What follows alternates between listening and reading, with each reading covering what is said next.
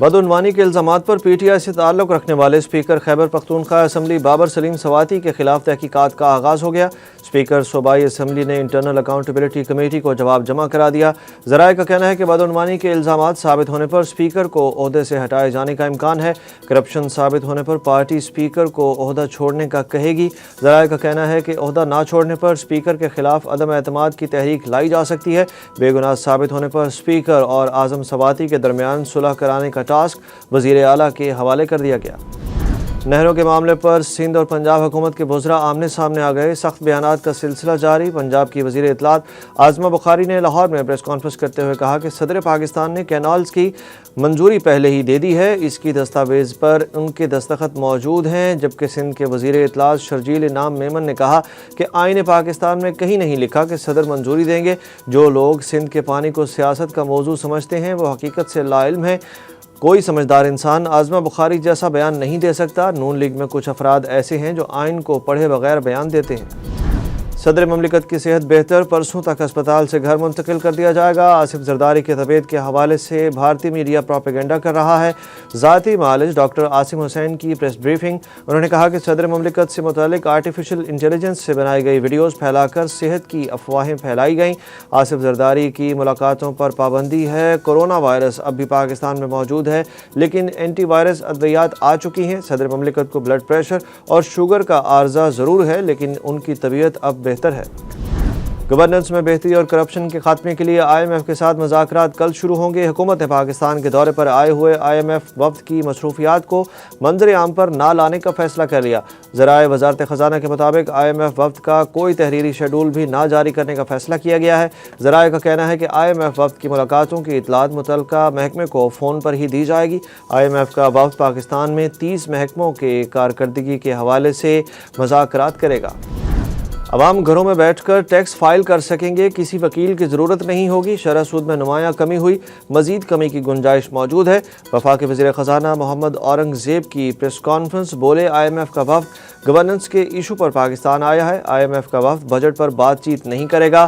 I am F کے ساتھ governance کے لیے اہداف پہلے سے طے ہیں۔ جیسے ہی آئی ایم ایف بورڈ منظوری دے گا $1 ارب مل جائیں گے۔ تحریک انصاف کی مرکزی قیادت میں اختلافات میں مزید شدت آ گئی۔ اسد کیسر کے بعد پی ٹی آئی کے رکن قومی اسمبلی شہرام خان ترکئی نے بھی مرکزی قیادت سے مطالبہ کیا ہے کہ وزیر اعلیٰ خیبر پختونخوا علی امین گنڈاپور کا بیان کی تحقیقات ہونی چاہیے۔ شہرام ترکئی کا کہنا ہے کہ ایسے بیانات سے بانی پی ٹی آئی کی تحریک کو نقصان پہنچے گا۔ ہماری توجہ بانی پی ٹی آئی اور بے گناہ قیدیوں کی رہائی پر ہونی چاہیے۔ عاطف خان نے بھی وزیر اعلیٰ خیبر پختونخوا کے بیانات کی تحقیقات کا مطالبہ کر دیا۔ علی امین گنڈاپور نے گزشتہ روز پارٹی کے بعض رہنماؤں پر سازشوں کا الزام لگایا تھا۔ دوسری طرف سابق وزیر خزانہ کے پی کے تیمور جھگڑا نے خود پر الزامات کی تحقیقات کے لیے احتساب کمیٹی کے سوال نامے کو سوشل میڈیا پر شیئر کیا تھا۔ کمیٹی نے تیمور جھگڑا کے خلاف مکمل تحقیقات کے لیے عمران خان سے اجازت لینے کا فیصلہ کیا ہے۔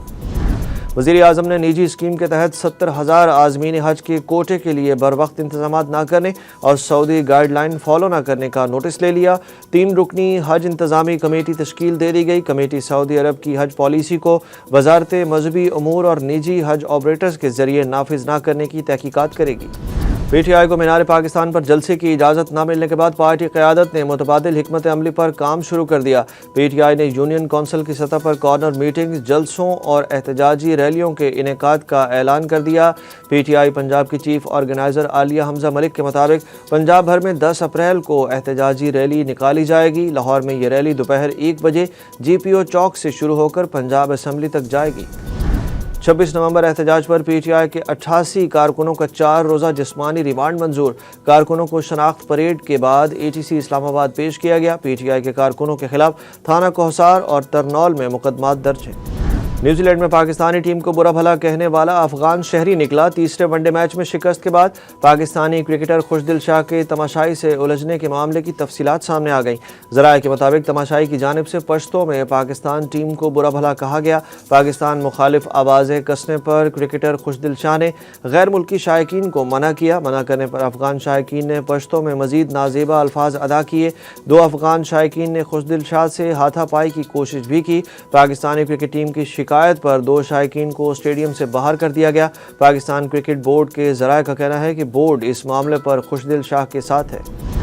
ون ڈے سیریز میں نیوزی لینڈ نے پاکستان کو کلین سویپ کر دیا۔ نیوزی لینڈ نے تیسرے ون ڈے میں بھی پاکستان کو 43 رنز سے شکست دے دی۔ پاکستان کے اوپنر امام الحق فیلڈر کی تھرو لگنے سے انجری کا شکار ہو گئے، جبکہ ایک موقع پر گراؤنڈ کی تمام لائٹس کچھ وقت کے لیے اچانک بند ہو گئیں۔ شکست کے بعد میڈیا سے گفتگو کرتے ہوئے پاکستانی ٹیم کے کپتان محمد رضوان نے کہا کہ جھوٹی امید نہیں دلاؤں گا، ہمیں بہت کچھ سیکھنے کی ضرورت ہے۔ محمد رضوان نے ایک سوال کے جواب میں کہا کہ اگر رزلٹ نہیں آتا تو تنقید آپ کا حق ہے، ہم میں سے ہر ایک کسی نہ کسی کے آگے جواب دہ ہے۔ کپتان خواہ 6 مہینے کا ہی ہو لیکن غلطی کرے تو اس پر تنقید کر سکتے ہیں۔ مثبت چیز یہ ہوئی کہ بابر اعظم نے سیریز میں رنز کیے، نیوزی لینڈ کو تمام کریڈٹ دوں گا۔